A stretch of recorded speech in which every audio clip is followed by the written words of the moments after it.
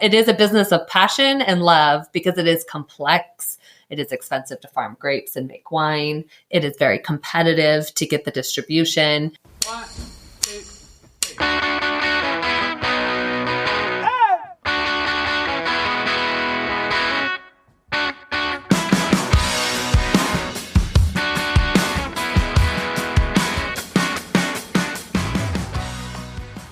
Coming up on The Modern Acre, we're talking to Ali and Niki Wente of Wente Vineyards, talking all things wine, talking market dynamics, go-to-market, and building a family business.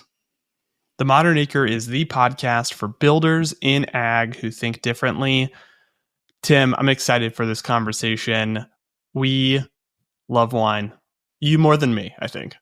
Yep, I'm at a winery quite often. Jenna loves wine. We love doing it. There's it's an outdoor thing. We can bring the dogs and kids, and just always a fun time. Lodi's a big wine region where we grew up, so yeah, just love the industry.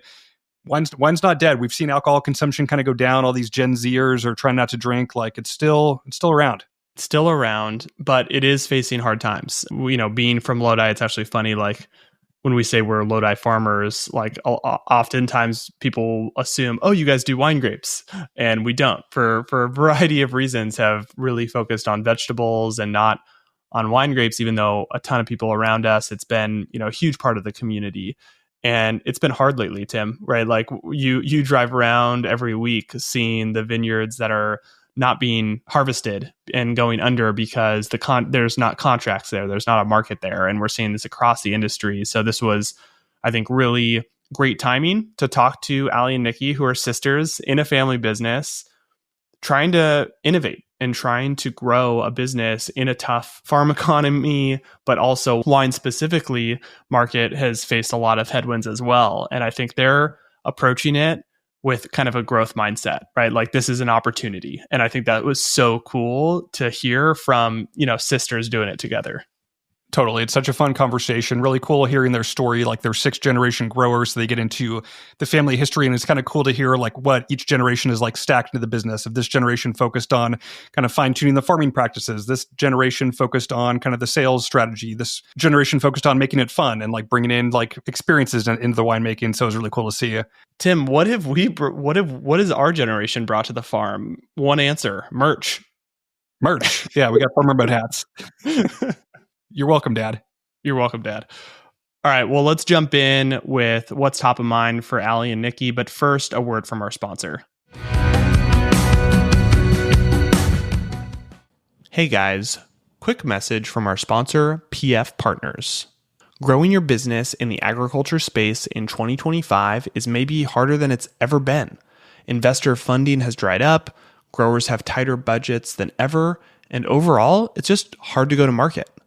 PF Partners, a consulting firm with over a decade of experience scaling successful ad tech solutions globally, has just launched a new webinar on optimizing go-to-market strategies in the agribusiness space. It shows you what's changing in the market, exactly how to deal with it, everything is backed by research, and it's about go-to-market plays in the ag sector that you can use tomorrow. So if you're ready to turn your go-to-market efforts into results, go to themodernacre.com/PFP or text modern to 55444 to download the webinar for free. That's themodernacre.com/PFP or text modern to 55444. I think what's top of mind is just how we can continue our family's legacy. Our family's been making wine for 142 years this year in the Livermore Valley and in Monterey. And, we have this fantastic brand, and the wine industry is definitely not at a peak, but we are, we've withstood so many different challenges throughout 142 years. So we feel excited and energized to find new ways to get people to try our brand and taste our wines and plan the business for the next generation to come. What's on your mind, Niki? I'm going to throw something out of left field here and say what's top of my mind is fungicide planning for our vineyards because, the wine industry is not at its best. There's a lot of policy that's going around that's not necessarily great for wine. However, I have grapes in the ground that need to be tended to, and we are at bud break now. So fungicide is starting, and last year was brutal for fungicide. Powdery mildew was pretty rampant. So it was a dogfight to try and control it. And so this year we are really just trying to make sure that we have clean, high quality fruit, and the grapes don't stop because of what's going on around them. So we have to continue farming. I'm laughing because you clearly have a marketing sister and a farming sister. We are yin and yang. Yes. Left brain, right brain. It's like perfect for this podcast. Talking about macro industry trends and headwinds and fungicide application. Like, you're right at home here. So, Yeah. Perfect. I love it, guys. I want to dig into this story. Like, this is the family business that's been around for over 100 years. Like, that's incredible. Can you give us a story of the founding story of the business and kind of walk us through the past few generations? Okay, I'll do it. Yeah, so our family's business, Wente Vineyards, was founded by our great-great-grandfather who immigrated over from Germany looking for family, didn't end up finding them, and wound up in the Napa Valley in the mid-1800s. And he ended up working for the only other German-speaking man that he could find, who happened to be Charles Krug.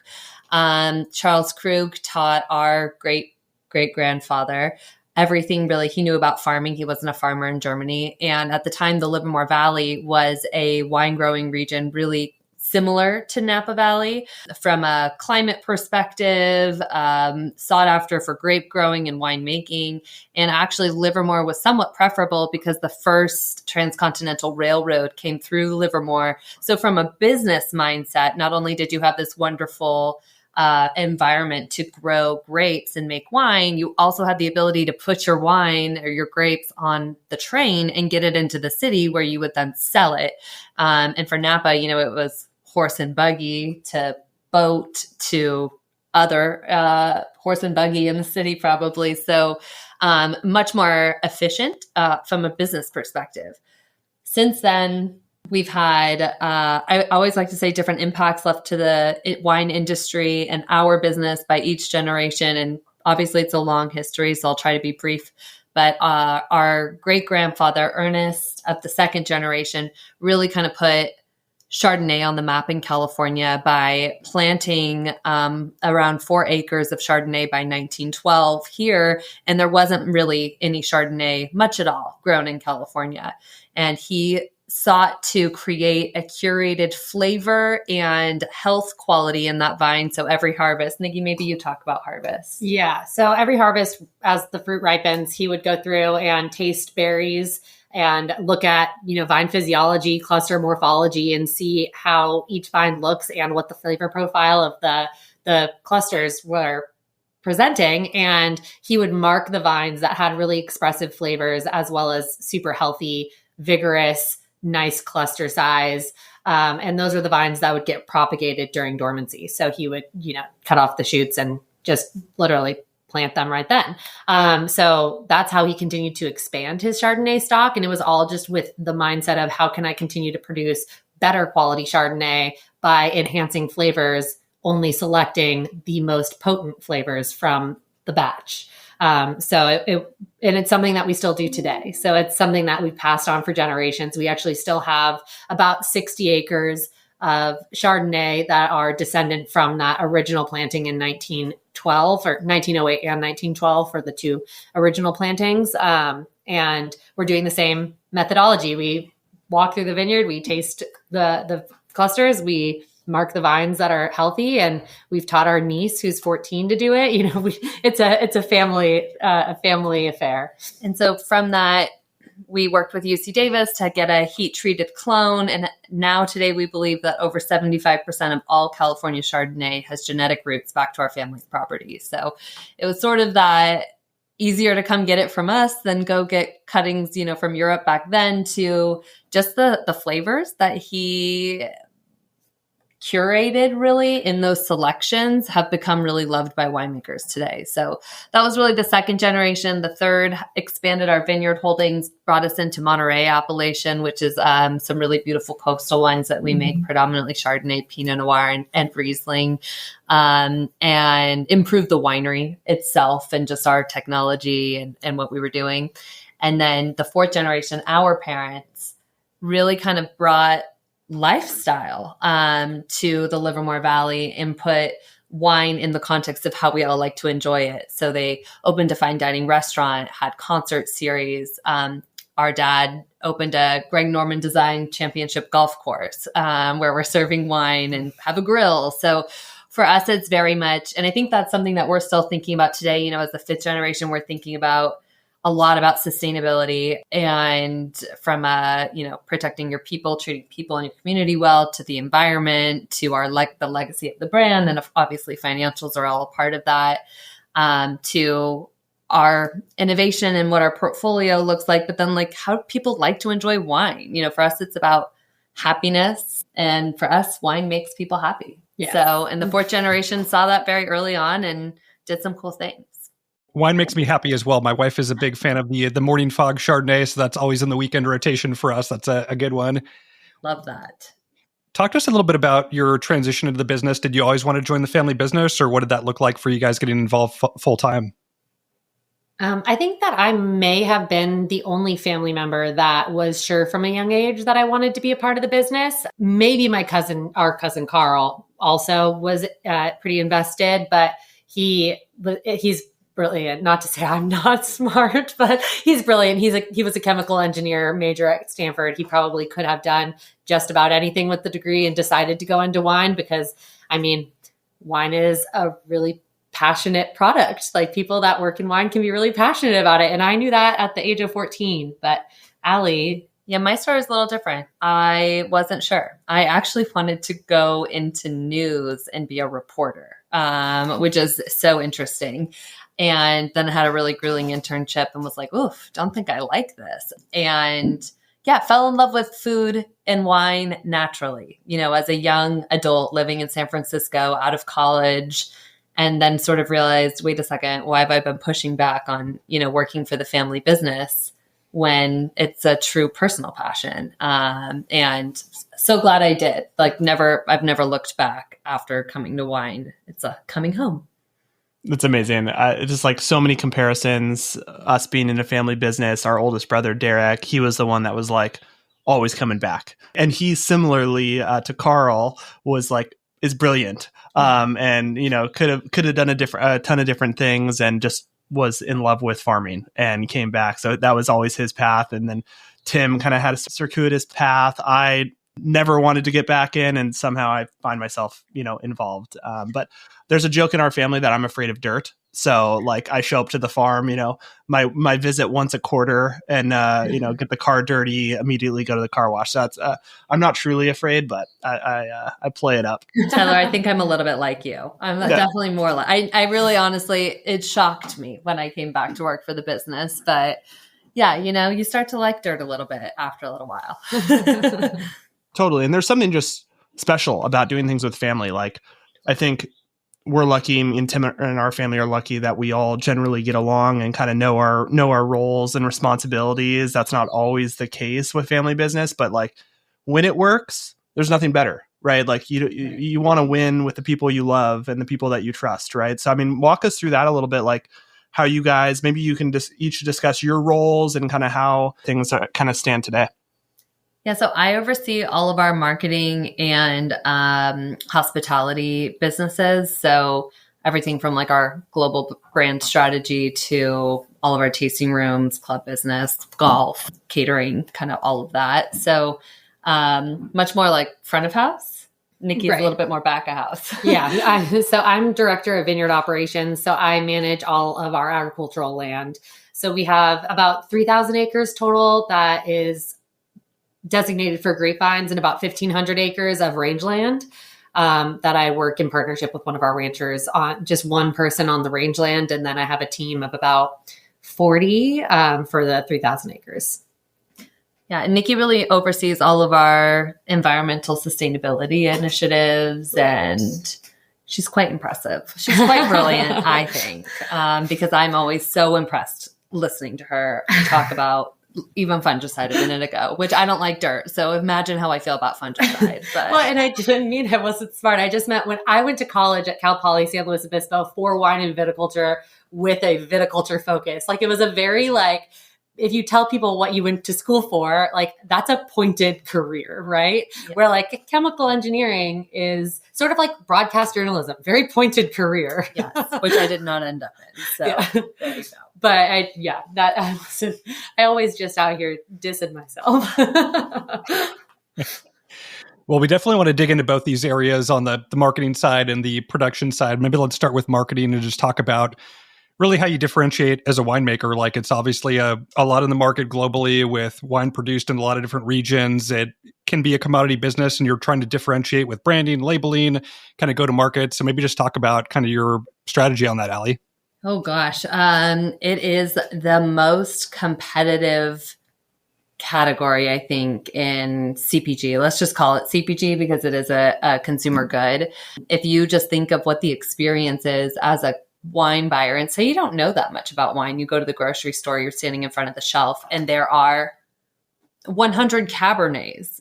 This is even one varietal. How do you make a choice? So it's really hard is my main takeaway. It's really hard to communicate your brand and your values from your packaging on the shelf in about 5 seconds because that's really all the time you have. So when it comes to what we do to try to make sure that people see and know our brand is just having the right mix, thinking differently about working with retailers on when you can get displays, because if you are off the shelf, you're obviously getting more you're getting more impressions. You're getting more people who are kind of stopping to take a look at what this brand is because you're physically in front of them versus in the sea on the shelf. And then from a brand perspective, we've been really focused on sustainability and making sure that people understand that. I think it is hard with sustainability. Not all consumers truly understand that. I think food has done a good job with organic and really marketing that. And in wine, we have organic, biodynamic, sustainable, regenerative. Well, and not to mention sustainability also has 10 different certifications just in California alone, from Lodi rules to Napa Green to CSWA. There's just so many. It's confusing. Yeah. So that's what we know is sustainability is basically table stakes for consumers, especially a younger consumer. They expect that of you. And I believe that a brand needs to reflect that when a person buys a brand, they're buying a wine brand, you're buying a jacket, you're buying a hat, you're looking at that as an extension of your identity. And so as a brand, you need to try to reflect how you are a part of this person's extended identity. If someone's coming to the grocery store, they're going to buy a bottle of wine and bring it to a party. They want to be proud of it. They want to make sure that they feel confident in the quality. So, a lot of our marketing message is around quality. It's also around lifestyle and just how people want to enjoy it. We're trying to break down the barriers of wine. Wine has a lot of rules, which can be off-putting, especially to younger generations who don't know that much about wine. At the end of the day, it's a beverage. It should taste yummy and delicious. And that's all that matters, right? It doesn't matter exactly where it was grown or, sorry, Niki, how it was farmed. It matters if they really like it and they want to buy more of it. Of course, the farming and the winemaking, everything matters on the back end because that is what makes a really good product. And that quality in your product is super important or right. No one's going to buy it. You can't start from 0 and get 100-point wine. You have to start at 100 and then continue to make 100-point decisions as you produce the wine. I like that. 100-point decisions. We should start using that. Yeah. We do already on wine growing. Do you guys? Yeah. Oh, I've never heard that before. I like that. I'm going to start using that in my marketing. See, look, this is helping us. See, we got to get her out in the dirt, you guys. Exactly. That's where the ideas really get going. Just on this note, I want to kind of keep this train of thought. We've obviously seen a ton in the news around just industry headwinds with wine. There's a lot of different factors. I'm not the expert in it, but one notable thing is young people are drinking less wine, and I think young people are drinking less alcohol. And there's kind of this movement of, low alcohol or no alcohol. How do you guys think about those types of like macro headwinds when it comes to, growing and building your business? We're talking about them every day. It definitely is, something you have to be on your toes with. I like to say we're playing offense, and sort of what I was talking about, breaking down the barriers of wine. I think a lot of young people aren't drinking wine because it's honestly a bit intimidating. Like they feel like they have to know how it's made or where it comes from, what this all means in order to like a wine. There's also variability in wine. Like this Chardonnay will taste different than the next Chardonnay. We make Chardonnays that all taste different than each other. So, this younger generation, when it comes to selecting like a High Noon or a White Claw, that is a predetermined taste every single time. It's like ordering a Starbucks. You know what you're going to get. Wine is at a disadvantage when it comes to this. And so it does kind of all go back to making sure that you are able to clearly and easily communicate your quality and your flavor. I think we have to do, especially at different price points. And when I'm talking to you guys, I'm really thinking about the mass majority of our commercial portfolio, which is roughly around $15. We obviously make wines that are a lot more than that, but the bulk of our footprint in the domestic market is around $15 to $20. Yeah.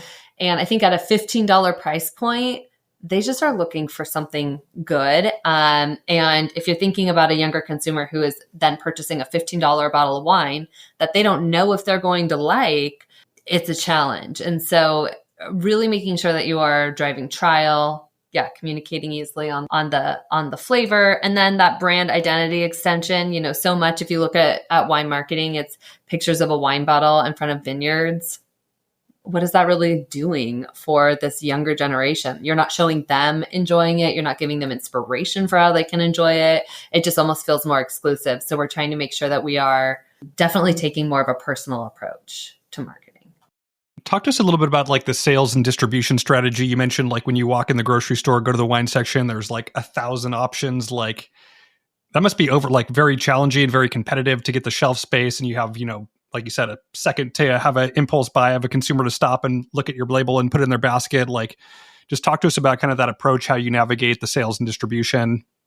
It is really complicated and really competitive. And we have roughly 35 sales team members, and we have they manage regional markets. And then we also have a national account team who manage different channels of national accounts, from on-premise national accounts, which would be like Cheesecake Factory or, these big chains restaurants, to hotel chains like Hilton and Marriott. And then to your Costco, Target, Safeway, big other retail chains. So I think the setup is important because we have to make sure that they are really responsible for managing our distributors. And in wine, we have a 3-tier system. So in California, you can sell direct, but most people don't, because we just don't have enough feet on the street to be able to tackle the breadth and depth of how big our country is and how much opportunity there is for wine. So we are predominantly aligned with Southern Glazer's Wine and Spirits from a distributor perspective, but we have many other distributors, especially on the east side of the country, because every state has different alcohol laws. So anyways, you are right when you said you smartly didn't plant wine. Yeah, it's a fool's business. No, it is a business of passion and love, because it is complex. It is expensive to farm grapes and make wine. It is very competitive to get the distribution. And, a lot of the times we're getting these placements or getting these buys because we do over deliver, I think, from a price point. And we have a lot of quality value tied into it. We're a family owned and operated winery run by the 5th generation today. There's no other winery, I don't think, in the US that can really say that they've been doing it this entire time. We are certified sustainable. We come from Niki farms, all of our vineyards. So, I mean, our wines are a story of our estate. They really are speaking to our expertise. And I think that really opens the door for us in so many areas. So that has been a really helpful, foundation to our business.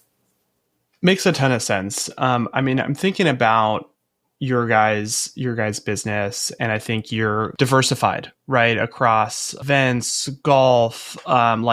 Do you think that's kind of a critical piece for? I'm just trying to think of like the small winery listening. Like, is that something that you would recommend to kind of diversify? So when markets come and go, markets are good and bad, but like it's really about staying power and being able to weather storms. That's just true in agriculture, right? Also very much so in wine. Like, can you talk to us a little bit about, like, is there a strategy there? Are those more just building brand activities, or is that really kind of de-risk the business? It's both. It's Yeah. both. You build brands, you build the ambassadors, you build these experiences, you build emotional connections when people visit you, and they will never forget your wine because they visited you. Niki and I love going wine tasting personally, and we visit many wineries together, and we're constantly signing up for those wine clubs of where we go, or buying those wines at other times because we have these fun memories there together. So I think it is, if you can do it, it's important. It also is high margin. When we sell to a distributor, we're taking an immediate cut off the top of what we would get if we sold direct. Direct, our margins are generally like 80%, which is, so if you could sell all your wine direct, I mean, wonderful. There's always a benefit. It's like, it's the stock market too, right? Like analogy, don't always have all your eggs in one basket. I think there is a value to diversifying, but the more that you can sell, and it just depends on your business model, the more you can sell direct, the better for you. Your margins will be so much better for it. For us, our hospitality business it's a core part to having a higher margin piece of our business, but it is about 10 to 15% of our total business. So we are much more of like a wholesale setup winery. All right, let's move into kind of the farming side of the house and learn a little bit more about kind of your approach, Niki, on the farm management side. Like we talked about, just sustainability in general and all these different like subcategories, whether it's regenerative agriculture and all these different areas. I think there's a lot of attention being put on this. So how do you approach it? My team and I have the stance that we want to implement as many different good for the earth practices that we can, while maintaining our focus on sustainability through and through. Because sustainability is really not just looking at environmental process, like how we're changing to better the environment, but also, can we continue to supply jobs to all these people tomorrow? And what do our neighbors think of us? So we're really trying to make sure that we have a holistic business plan that is good for everyone. And a lot of regenerative farming is that, and we are doing that. And we've been doing it for many years, like carbon farming, no-till, all of these different things that are really integral to a regenerative farming plan. But I think sustainability for us has been the best way to be able to talk about all of the different good that we're doing in farming. There's just so many regenerative certifications that have come out lately too, which it's confusing again to the consumer. Like I mentioned, how many sustainability certifications are. We're finally, I think, getting to see the light that people are understanding sustainability a little bit better. And now regenerative is thrown into the mix, and all of the certifications are different, because I have gone through the process of vetting about 5 different certifications. And so far, the one that I can find that I think is the least bogus is, for lack of a better term, is the regenerative organics. But you need to be organic first, and then you tack on the regenerative touch point. So we're now running a trial for 2 small vineyards in regenerative organics. But again, we have to go organic because we're not currently organic. So it'll be a 5-year process, and then we'll be regenerative organic in those 2 vineyards. But we can at least start talking more about it and what it means, and the small changes that we're making to the vineyards to be regenerative organic. And learning. We're just trying to learn. Right. Like, I think that's another piece that's crucial to us, is like every day we come to work and we want to learn something new. And my whole team feels really passionate about that. So we're constantly bringing in new technologies, new styles of farming, just to continue to stay on the cutting edge and to be interested in what we do. Because every day being different is actually a really great way to stay passionate about your job. Totally. I know. I think that's right. I mean, I think that's similar to what we've done on our farm of you can't change everything overnight. That wouldn't be sustainable to your point of the viability of the business, right? So how can you slowly iterate a few things every year, getting a little better? And those things compound, right? I think the challenge is consumers and regulatory, and we're all kind of like, what's going to happen here? And like just taking steps in the right direction is so important because we don't know what the future is going to hold. So I think how you guys are approaching it makes a ton of sense. You just hit on it, technology. How do you think about ag tech and technology on your farm, and what does that look like for you guys? Yeah. So we are like the business that's willing to try anything. Like if people come and pitch something to us, we will like sign up for year one, like let's do it. And then if it doesn't pan out, we will stop using that system. So we have gone through like so many iterations of different pieces of technology in our business. And we're sort of slowing down just because of market headwinds, you know, the industry headwinds, but we still have in the last 2 years brought in a couple new things that we're doing. And so, I mean, anything that's helping us to conserve water, I'm in. Anything that is helping us to conserve energy. So like we got an entire new irrigation system that allows us to irrigate off peak hours. And it has like all of this different pressure sensor gauges that can also tap back to how we're delivering water from our pump stations that pull off of the South Bay Aqueduct. And so it's a really smart system essentially. So we'll know if like an emitter has blown out or if a line has disconnected because the pressure will be thrown. And is that Lumo? Yes. Luma. Nice. Yeah, we love Luma. So we have invested in them because we think that that is a great way for us to have energy savings by irrigating off peak hours. If we did it across every ranch, we would save like $150,000 a year just in PG&E. Like if you find these really great ideas, and we are willing and able to justify those kinds of investments in technology very easily. Then there's things like around crop estimation and AI technology that people are bringing in with modeling to try and help us with predictive like weather and crop modeling, which I would love to be accurate. I've now trialed 3 different models and none of them have been even close to accurate with extreme weather or with our crop estimation. So I'm getting discouraged, but hopefully those kind of turn around because that would really actually save us a ton as well in ordering. So like when we order barrels or any winery additives, it's all based on our estimates. So that kind of investment is worthwhile because we're able to save money downstream. Super cool being an early adopter and like not kind of being avoiding of those conversations of really embracing like what do you have to offer and let's give it a go and really put the effort to see if it's valuable for the operation. I think that's really admirable to have that kind of a mindset. Yeah, it's been fun. It's also a lot of work because we have people that actually just come out and they're like, we're trying to find a business. We're trying to develop something, but we don't know what we want to develop. Will you guys help us? So we actually have 2 people like that right now. So I'm like, I don't know how to help you develop, but let's try. Yeah, I guess that is the risk of making the investment if the company isn't around in a couple of years of you spent that time and doesn't get off the ground. So yeah, it's two sides of that. Right. Or that regulations make it challenging, kind of like the Monarch tractor. Right. So, yeah. Cool. We're going to get into a question we like to ask all of our guests. What's your food or ag hot take? I don't know if it's a hot take, but I think that in the next 10 years, herbicides will be banned, at least in the EU. Like we won't be able to use herbicides and functionally sell our product. So what are you thinking? Like, how are you going to approach that? Like, well, I for think the operation? That's where my mind goes with the regenerative organics trial, because we're not going to use organic herbicides. They just are silly. They're expensive and they don't really work. So seeing how much it costs to, fight the weeds and how much we can leave under the vine, like how much ground cover we can have without having competition for water. So I don't want to see tons of water increases. I want to see how much we can actually mitigate water loss to the vines while not necessarily getting rid of all the weeds on the ground. So that's part of the reason why I'm really invested in this regenerative organic trial, because I really do think that we are going to eventually have to convert all of our vineyards away from using herbicide.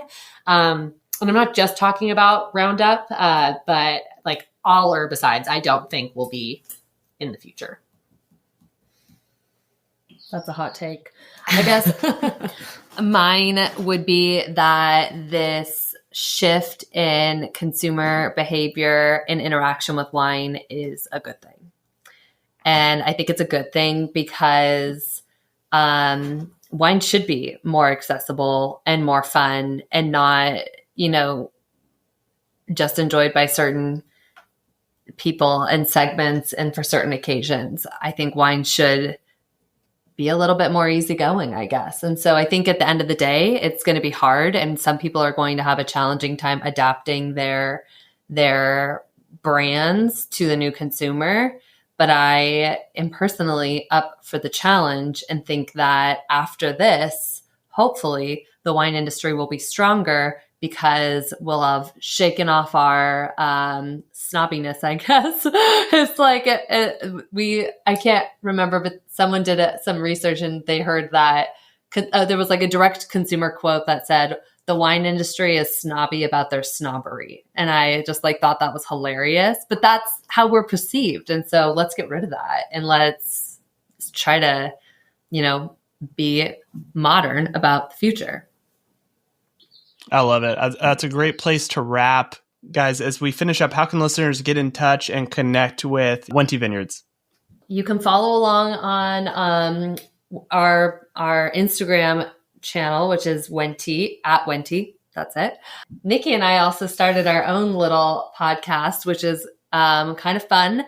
And it's about wine and books. So if anybody likes that, it's called Wine Sisters Book Club. And we share a lot of personal stories, maybe too much on there. So if you want to get to know us and our lives as moms and people who love books, that's probably the best place. And people who love wine. And people who love wine. Yeah, for sure. We're doing it all.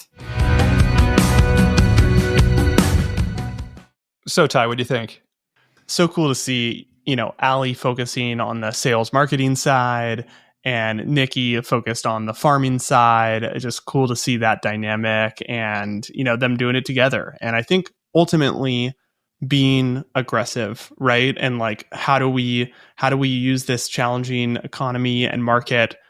I think often in agriculture, it's normal to just complain, right? About the economy, what's happening outside of our control, the weather, right? But just to see their mentality of, hey, it's a challenge, but we're going to get after it and we're going to solve problems and we're going to grow through it was just really inspiring. And I think all of agriculture needs that. Totally. Ty, should we add a golf course to the farm? Should that be our generation's contribution? Ooh, stack a golf course? Yeah.